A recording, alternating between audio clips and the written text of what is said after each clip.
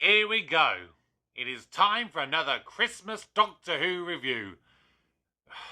Yes, I know that this is March. I know it's not actually Christmas. Fine. Is this more Christmassy for you?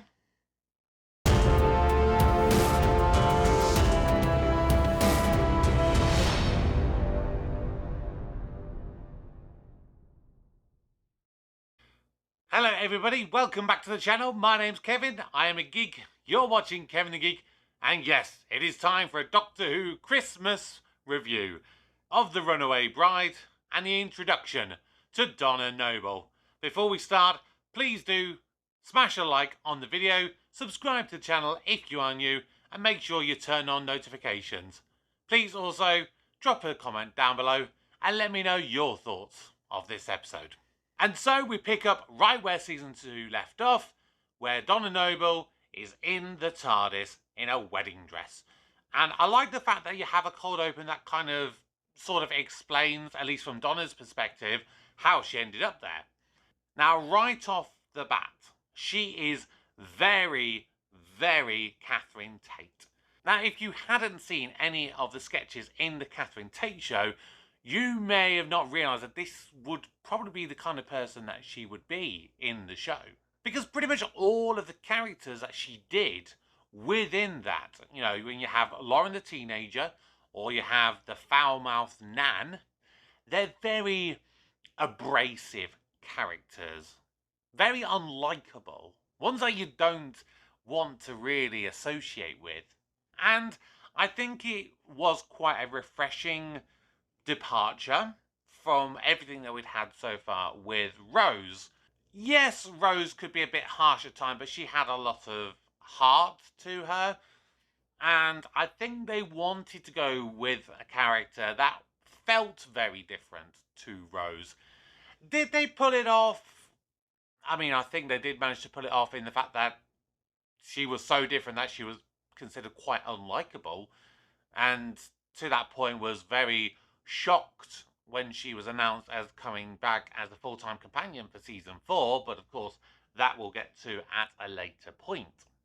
For here right now, Donna had some good moments. She has some nice comedy moments with David Tennant. They had a really nice chemistry together, but I think the harshness and the brassness of the character, I think it rubbed a lot of people up the wrong way, and that's why they didn't really take to her. She did have some really softer, gentle moments. Particularly love the scene when they're on the rooftop. That was a really good moment, and that was the kind of thing that when I heard that she was coming back for season 4, it was those kind of scenes that I was really hoping that we would get to see more of, because in those moments, Catherine Tate is actually a really good actress. But you just don't get to see it behind the shoutingness nature. Now, the story, it was never going to have anything hugely substantial to it because, of course, it is a Christmas special, so you don't want anything too much. However, what you do have to do is you have to deal with the ramifications of Doomsday, particularly as this episode takes up right from where it's left off. From the Doctor's perspective, he has just been into a supernova to say goodbye to Rose. You've seen him there on Bad Wolf Bay. He turns around, bang, there is Donna.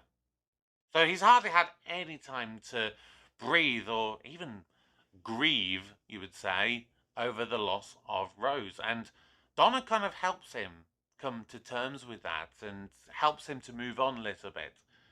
And I think this is probably the first instance where you see the Doctor kind of showing off to a certain extent, where he wants to impress somebody. And that's why you see him be a little bit more alien-like compared to the very human-style Doctor to what we've seen thus far. Because the scenes when he's going to Donna and he's treating her almost like a specimen and he's trying to work out all these things that's going wrong, and she has to slap him to stop him and put him into his place. He doesn't think so much, and I think this is where, because he's almost thinking that he's on his own, because he's not thinking Donna is going to be his next full-time companion, That's why he doesn't treat her in the same way that he would have done had it been Rose in that exact same situation. Now, there's a lot of less good things as well with this episode. The villain is kind of like Jaws in a way that, once again, before you see the Rachnos, when you see just the back of it in a spaceship, when you just see the leg or the pincer pointing at the screen, those are good moments because it's just giving you enough of a subtle hint as to what you might be potentially dealing with. And admittedly, when you first see the Rachnos, I think it actually looks pretty damn good. The actual visual effects of this humongous kind of centaur spider kind of thing, half humanoid-ish kind of thing, and mostly big spider. But as soon as the Rachnos opens her freaking mouth. Clever boy. Eat you up all snickersnacker. Little travelling man. It's like she's got trying to suck on a sherbet lemon. And she's... Ugh. It just really bugged me throughout it. Now, I don't know whether it was an acting choice by Sarah Parish. I don't know if it was a directing choice, a written choice. But yeah, the speech was just awful, and there was so much cheesy, cringy dialogue. You want to be released? Yes! You're supposed to say, I do! Oh, no chance. Say it!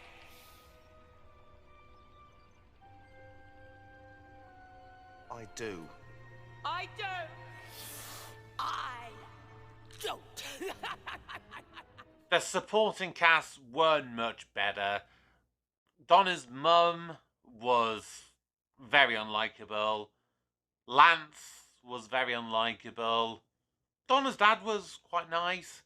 But overall, there was just no substance to them. They were just bland, generic, almost pantomime-like villains.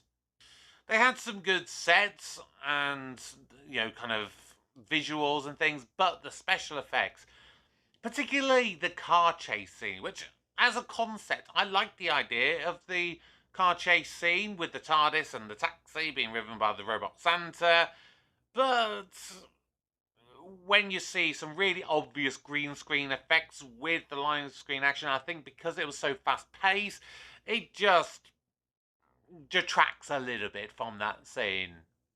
But yeah, like I said, coming back a little bit to the dialogue, it was very cheesy and very cringy in a lot of places, and there were some really good elements to it. Like, for example, what the Doctor's saying when he and Donna are observing the formation of the Earth. Lance was right, we're just... tiny. No, but that's what you do. The human race. Make sense out of chaos. Marking it out with weddings and Christmas and calendars. This whole process is beautiful, but only if it's being observed. So I came out of all this. Isn't that brilliant? Now, the overall conclusion to the story, again, it had a nice kind of idea and a nice twist. I don't know that it was executed the best that it could have been. There were still some iffy moments. The idea that the Doctor is going to commit genocide on the Rachnos. There's some elements I believe and some elements I don't really believe. I do believe that after everything she's seen, that Donna would actually try to stop the Doctor and kind of say that he's gone a little bit too far. And it's a really nice subversion of expectations when, at the end of the episode, you do kind of think that Donna is going to accept the offer to come and travel in the TARDIS, but she turns the Doctor down. Because after Rose had left, I think it would have been fairly easy to assume that Donna would end up joining the Doctor in the TARDIS.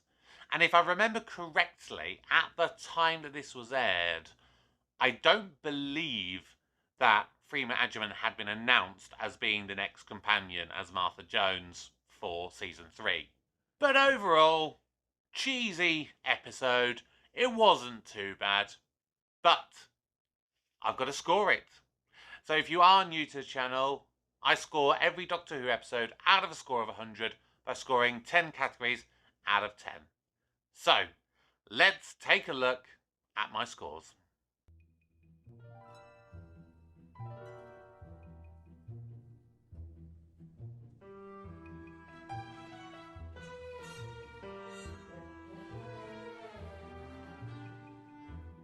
And there you have it. The Runaway Bride has scored 52 marks out of 100, which means it's a C- episode. Like I said, it's cheesy, but isn't that what you want at Christmas? You don't want anything majorly overshadowing or too much in your face. And I think that in the couple of times when Doctor Who has gone for a Christmas episode where they go with that darker, deeper approach, I don't think it's done quite as well, in my opinion. Because sometimes, at Christmas, when it's 7 o'clock in the evening, you've had a full turkey dinner, you've played Monopoly with the family and fallen out with everybody, you just need something simple and light-hearted. But those are my thoughts of The Runaway Bride. What are your thoughts? Remember, smash a like on the video, subscribe to the channel if you're new, and remember to turn on notifications. Join me tomorrow for my reaction and review of the second episode of Season 3 of Ted Lasso. And you can see all of my previous videos on the channel by clicking on the playlists. Until next time, my name's Kevin, I'm a geek, you've been watching Kevin the Geek. Goodbye.